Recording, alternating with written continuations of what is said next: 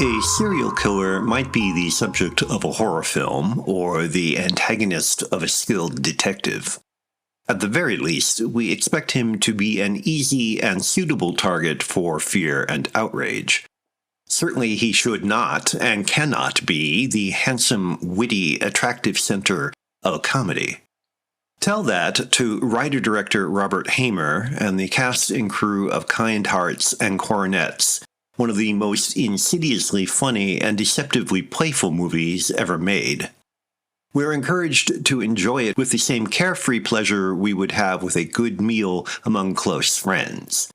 It is a meal that nonetheless provides more than a touch of indigestion, for after a while, we can recognize just how deeply cynical and corrosive Coronets is. Black comedy is often vicious, and at its best, pointedly trenchant.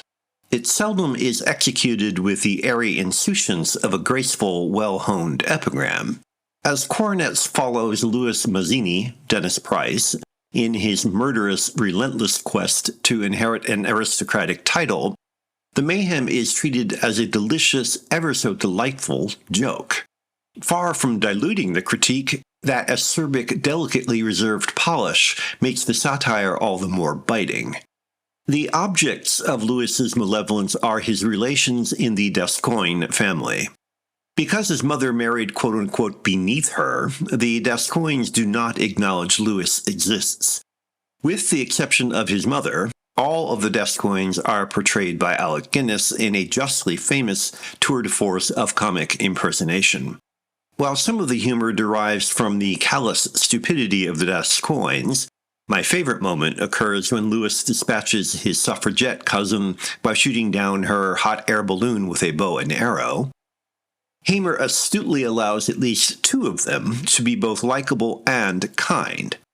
He thereby maintains a carefully calculated objectivity toward Louis himself.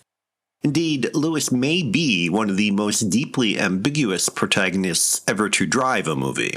His anger at his inferior social position inspires sympathy. His indefatigable poise makes him supremely attractive. You do not have to cite his murders, however, to note his occasional moments of brutality and cruelty. It is just one of those slips, in fact, that lays the groundwork for the film's devilishly open ending.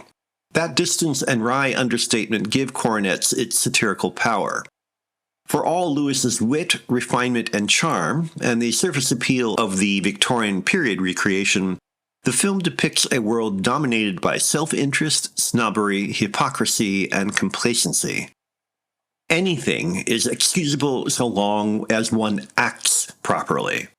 Kind Hearts and Coronets damns not so much with faint praise as by showing only the best of its corrupt world without once slipping into easy moralizing. It needs neither to preach nor to shout. The filmmakers recognize that if, as Louis reminds us, revenge is a dish best enjoyed cold, satire is a method best performed tongue-in-cheek.